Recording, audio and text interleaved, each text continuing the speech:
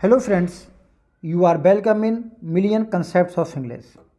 हम पढ़ रहे हैं जॉन मिल्टन को टीजीटी 2022 के लिए, और जॉन मिल्टन पर ये आपका सेकंड वीडियो है।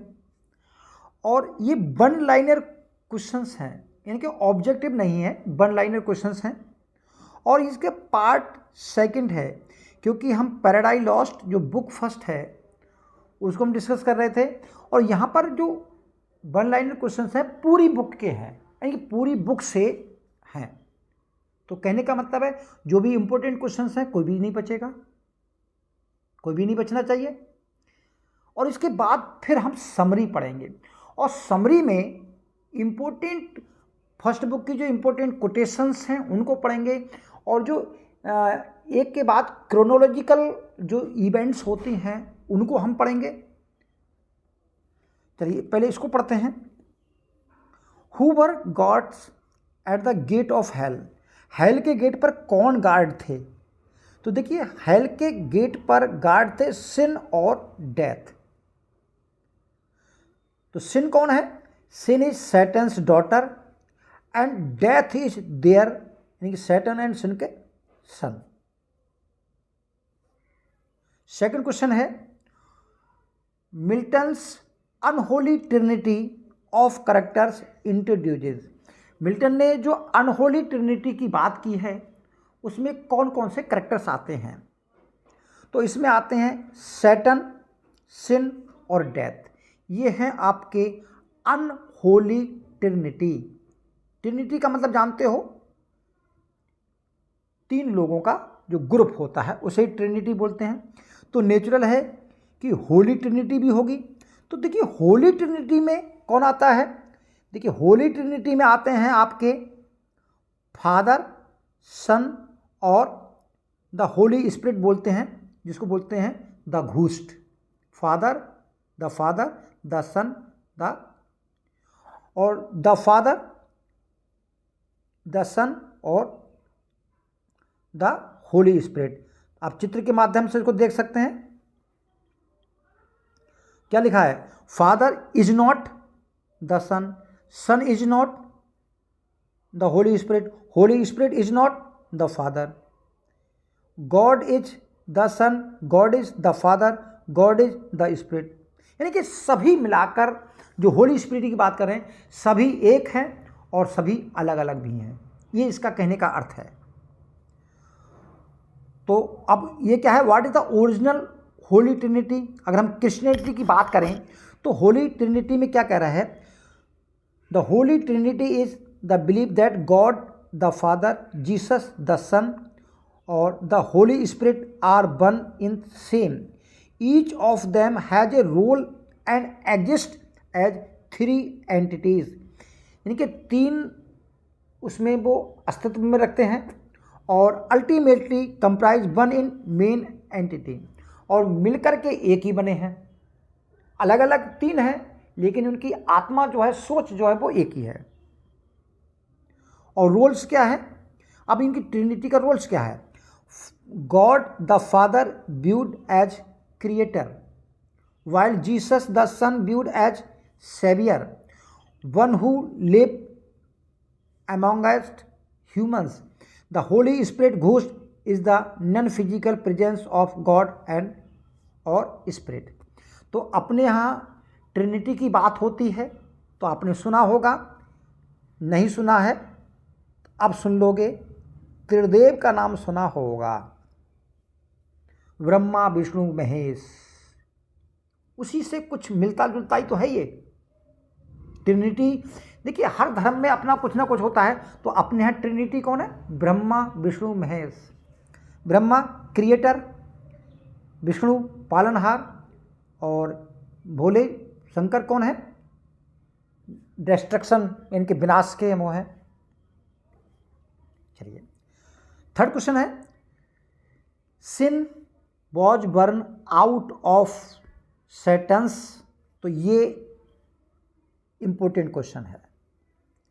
तो sin sprung from the left side of Satan's head.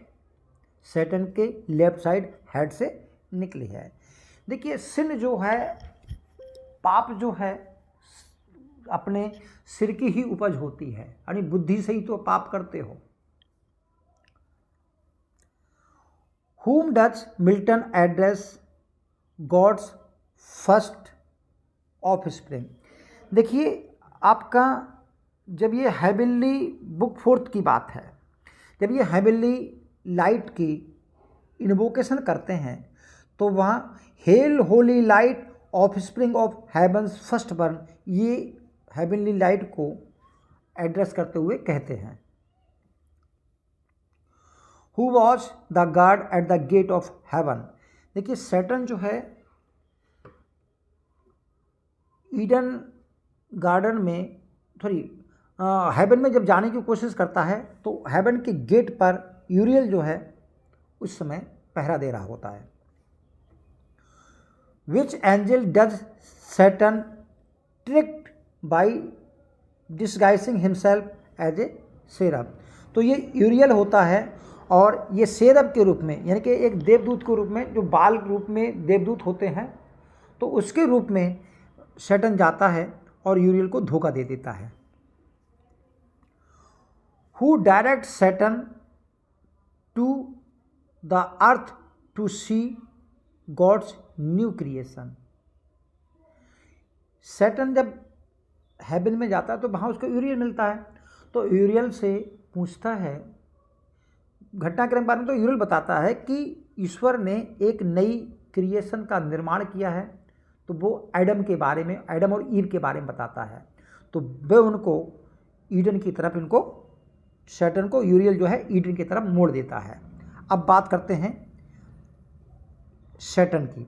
तो सैटर्न अब कहाँ आ जाता है? ईडन गार्डन में पहुंचता है।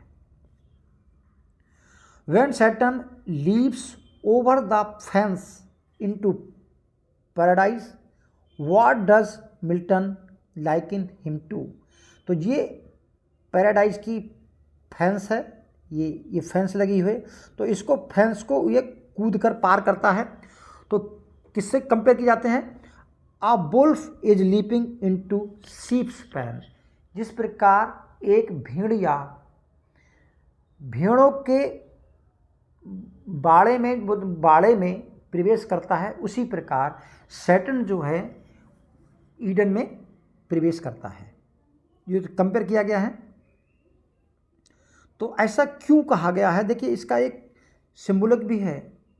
वो दोनों बेचारे सीधे साधे होते हैं।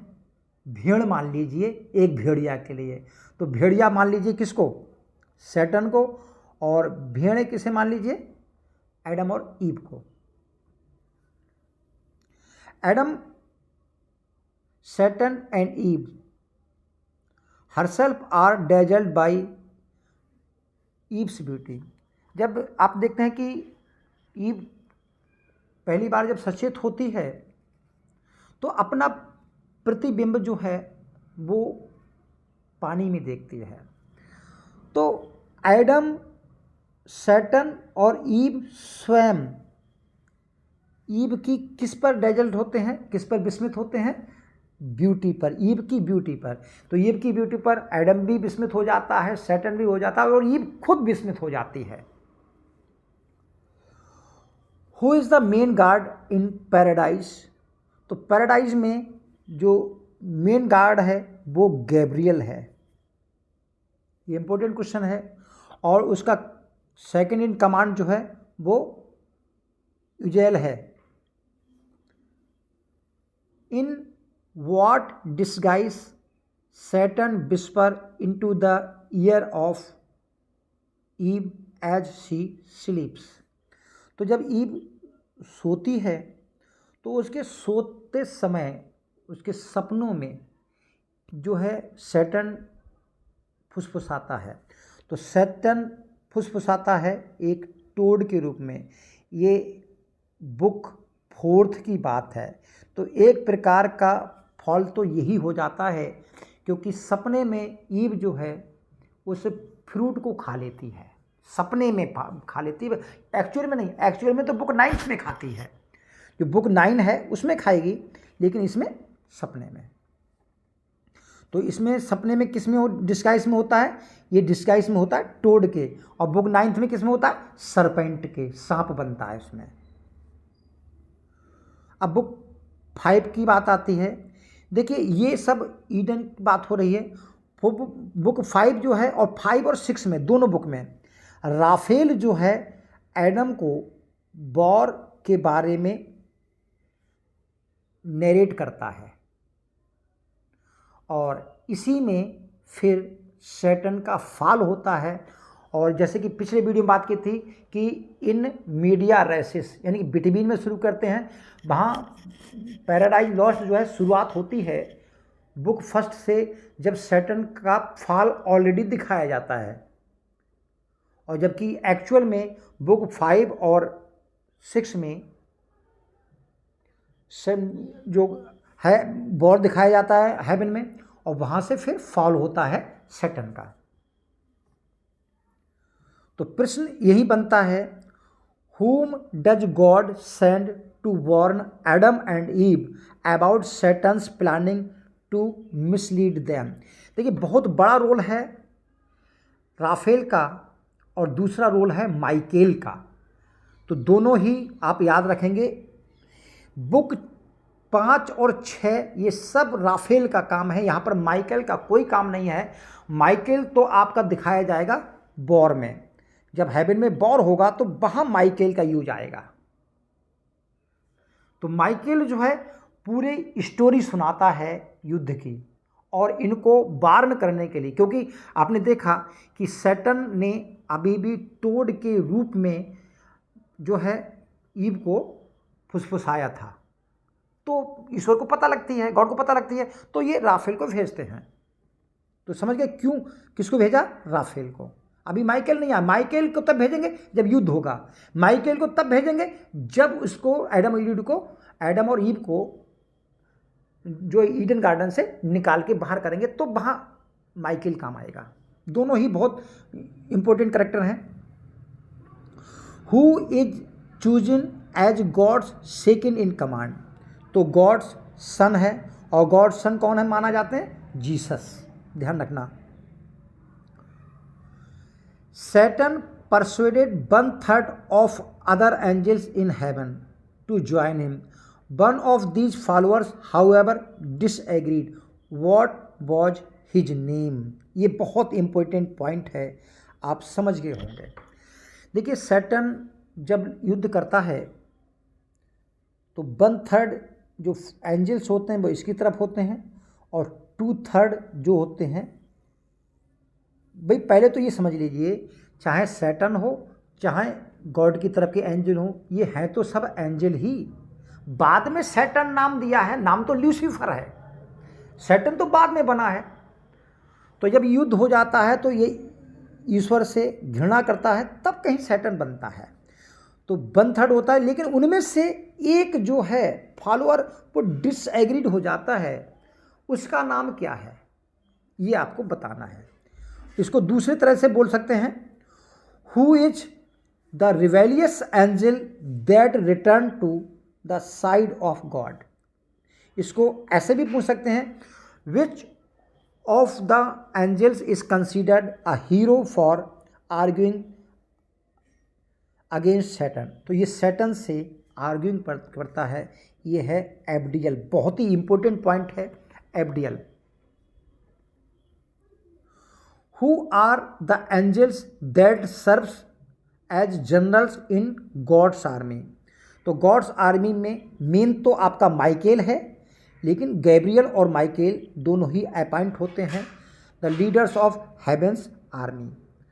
आपने पढ़ा होगा कि कौन सैटर्न को 3 दिन युद्ध चलता है, तो पहले ही दिन जो है ये माइकेल उसको 2 भागों में बांट देता है सैटर्न को। तो क्वेश्चन बनता है, the battle between God's army and Saturn's rebels, angelic war बोलते हैं जिसको, लास्टेड। तो अभी बार बार बात कर रहे हैं कि 3 दिन युद्ध चलता है। दूसरे दिन तो ये कैनन का निर्माण करते हैं, कैनन बनाते हैं यानी कि तोप बनाते हैं। Who wounded Saturn badly with an unusually large sword and slices through Saturn's entire the right side. एक साइड को दो भागों में बांट देते हैं. Which angel wield a large sword in the battle and wound Saturn? कौन सा है? तो ध्यान रखिए माइकेल है. यही एक मेन लीडर होता है माइकेल. दो भागों में बांट देता है. अब आप कहोगे दो भागों में बांट देता तो मरा क्यों नहीं? अरे भाई वो भी एंजल है और उसको भी अमरता का वरदान है, मरने का वरदान नहीं है. तभी तो नरक की आग में फेंका गया, तभी तो वो नहीं जला. तो दोनों ही सभी अमर हैं. सैटर्न अब पहले दिन तो हार जाते हैं. सैटर्न पहले दिन हार जाता है. अब क्या करते हैं? अब दूसरे दिन की बात आ गई. Satan plans to use secret weapon to defeat God's army in and attempt. एक ही अटेम्प्ट में डिफीट करना चाहते तो एक सीक्रेट वेपन बनाना चाहते हैं. क्या है वो? What is this secret weapon? तो दे मेड कैनन्स, तोपें बनाते हैं. अगला है who drive Satan and his army. ये थर्ड डे की बात है. क्या है? थर्ड डे की बात है. तो who drive Satan and his army out of the gate of heaven through a hole in the ground. तो यह है गॉड सन, जिसको जीसस के नाम से जाते हैं. और यहीं से पिछले वीडियो में आपने पढ़ा था कि जब सैटर्न और उसके फॉलोअर्स हेल में गिरते हैं तो कितने दिन गिरते हैं? तो 9 डेज और नाइट, लगातार 9 दिन 9 रातें गिरते रहते हैं, तब कहीं जाकर के हेल की ग्राउंड पे गिरते हैं. ये पिछले वीडियो में हमने बात की थी. तो they fall for 9 days and 9 nights through chaos before landing in hell. बहुत इंपॉर्टेंट पॉइंट है. बुक 7 और 8 की बात हो रही है. Who discuss cosmology in and the battle of heaven with Adam. तो कॉस्मोलॉजी का मतलब तारे, चांद तारे का जो निर्माण होता है, ब्रह्मांड के जो निर्माण के बारे में बात होती है, तो इसको कौन बताता है? तो इसके निर्माण के बारे में भी राफेल बात करता है. देखिए राफेल जो होता है एज ए फ्रेंड के तौर पर होता है एडम और ईव को. उनकी कहानी सुनता है, खुद अपनी कहानी बताता है, उनको समझाता है, सब काम राफेल करता है. लेकिन निष्कासन माइकेल करता है. याद हो जाएगा, ये करेक्टर आपको ऑटोमेटिकली याद हो जाएगा, सुनते जाइए. तो राफेल जो है सारा काम, सारा दोस्ताना काम, फ्रेंडली काम राफेल करता है. लेकिन युद्ध का काम, यानी कि बोर्ड लीडर है, तो लीडर कोई भी युद्ध का सेनापति होता है, उसको क्या समझाना है? उसको तो बस मार काट आती है, तो वो इनको निकाल के बाहर कर देता है. और लेकिन सब काम राफेल करता है. In how many days the creation of the universe last. तो यूनिवर्स का जो क्रिएशन होता है वो 6 डेज में होता है. और this point must be important. Next देखते हैं. Whom did God creates in the last? तो इन द लास्ट एडम और ईव को क्रिएट करते हैं.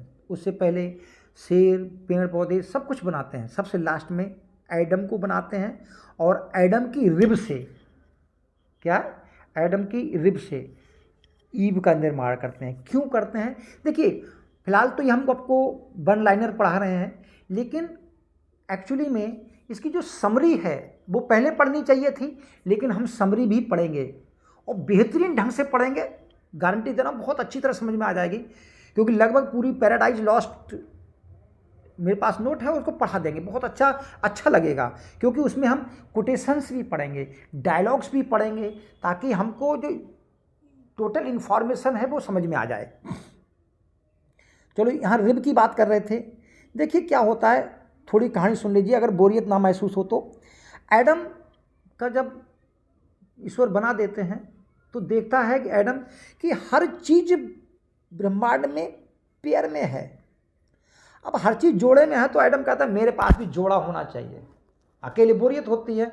तब इसी की रिब से ईव का निर्माण करते हैं. अब ये जो दोनों का जोड़ा जो है वो बन जाता है, पेयर बन जाता है. Who tells Raphael about Adam's creation?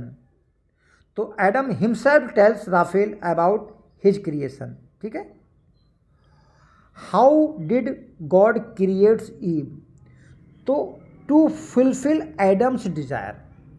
भाई एडम क्या कहता है कि भाई सारे लोग पेयर में हैं, शेर भी पेयर में है, हिरन भी, गाय, सभी कुछ पेयर में है, तो मैं क्यों बिना विदाउट पेयर रहूं। तो कह रहा है to fulfil Adam desire God created Eve from a rib on Adam's side while he slept.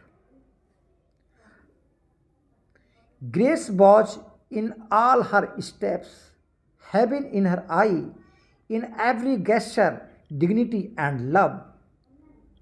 The following lines are taken from, तो पैराडाइज लॉस्ट बुक 8 से ली गई हैं। ये क्वेश्चन तो ऐसे नहीं आएगा, बस ऐसा पूछ सकता है कि ये जो grace was in her step, heaven in her eye, in every gesture dignity and love, हर उसके हाव भाव में डिग्निटी थी और लव था। ये क्वालिटी किस करैक्टर के बारे में बताई गई है, पूछ सकता है एग्जाम में। एग्जाम्पल दे सकता है कि ईव के बारे में, रोजालिन के बारे में, या डेस्डेमोना के बारे में, यानी बहुत सारे करैक्टर्स आपको दे सकता है, तब तो आपको पता लगेगा कि ईव के बारे में बताया गया है। तो Adam describes Eve's beauty to Raphael after when God created Eve as his companion. Book 9 देखते हैं।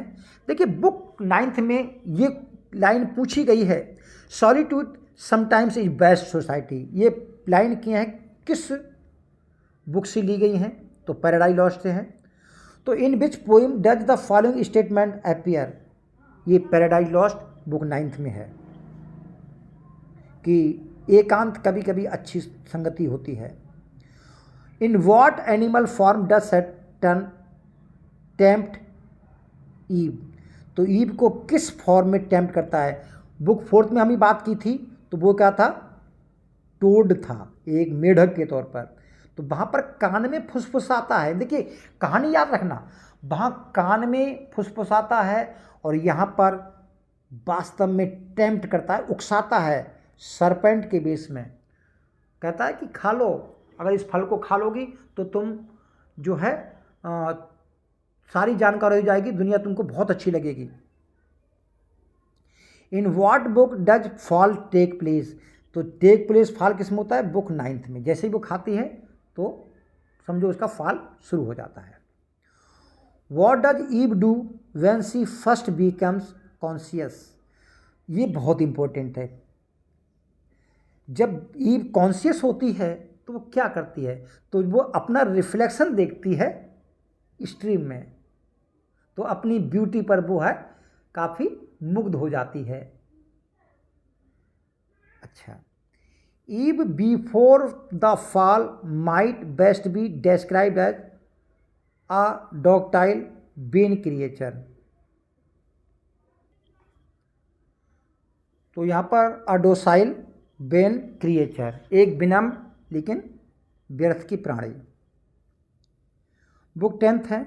What did sin and death build after Saturn success in his task, तो देखिए टास्क की बात हो रही है क्योंकि यहाँ पर सैटर्न जो है ईव को टेम्प्ट कर चुका है, उकसा चुका है। तो उनके लौटने पर सैटर्न और डेथ क्या करते हैं, तो sin and death build a bridge linking hell to earth, यहाँ पर ब्रिज बना देते हैं। Which angel tells Adam about the future in books 9th and 11th and 12th, तो ये माइकेल है। अब यहाँ पर माइकेल का काम शुरू हो जाता है। अब यहाँ पर राफेल कोई काम नहीं करेगा, माइकेल ही अब इनको लीड करेगा। When Michael tells Adam what will become of mankind after the fall, he is actually narrating stories taken directly from Hebrew Bible, तो ये हेब्रू बाइबल की कहानी इसमें ली गई है। Who are the first son of Adam and Eve, तो Adam और ewe की फर्स्ट सन है कैन और able. Who Leeds Adam and ewe out of the paradise lost, ये पूछा जाता है बार बार। तो ये आपका माइकेल है। Through out the poem Saturn transform into many creatures, तो पहले सेरम में, फिर टोड, फिर सरपेंट, फिर लायन, इनमें बदलता रहता है। Who might be considered the friendliest and most sociable of all gods angels, तो इसको राफेल ही है, जिसके बारे में हम काफ़ी बात कर चुके हैं। और the archangel Michael might best be describe as firm and militant. The reason for Saturn's fall might be best describe, तो सैटर्न का फॉल प्राइड था, क्योंकि वो चाहता था कि ईश्वर के बराबर में उसको शासन मिलना चाहिए, यानी विपक्ष का नेता समझ लो। The main reason of Adam's fall might be best describe as, तो लव फॉर ईव। अच्छा, यहाँ पर बात करते हैं किसका अपराध बड़ा माना जाएगा। देखिए, फॉरबिडन ट्री का फ्रूट तो एडम ने भी खाया और ईव ने भी खाया, तो लेकिन बेटर जो ऑफेंस है वो किसका माना जाएगा, जो बिगर ऑफेंस है, एडम का माना जाएगा या ईव का माना जाएगा। तो देखिए, ईव ने तो धोखे में खाया, उकसाने में खाया, उसको एक्चुअली में नहीं मालूम था, लेकिन ईव से प्यार करने के कारण एडम ने खा लिया। तो यानी कि उसने जानबूझकर जो है ईश्वर के कार्य की अवहेलना की। तो जो जानबूझकर करता है तो उसका अपराध जो है वो ग्रेटर होता है। तो एडम का अपराध जो है ग्रेटर था। The reason for Eve's fall might be best describe as, तो ये की जाएगी उसकी वेनिटी, उसकी सज्जनता। What are the 3 important symbols in Paradise Lost, तो पैराडाइज लॉज में 3 सिंबल इंपॉर्टेंट हैं, बहुत ध्यान रखिए। एक है स्केल ऑफ जस्टिस, तो स्केल ऑफ जस्टिस बार बार सैटर्न को दिखाया जाता है, तो ये सिंबलाइज है gods all knowing power and ability to enact divine justice. तो ये बहुत बार दिखाया जाता है, सैटर्न को दिखाया जाता है और इसको गैब्रियल दिखाता है। Tree of knowledge symbolize the temptation that which I would forbidden by God, it would forbidden by God.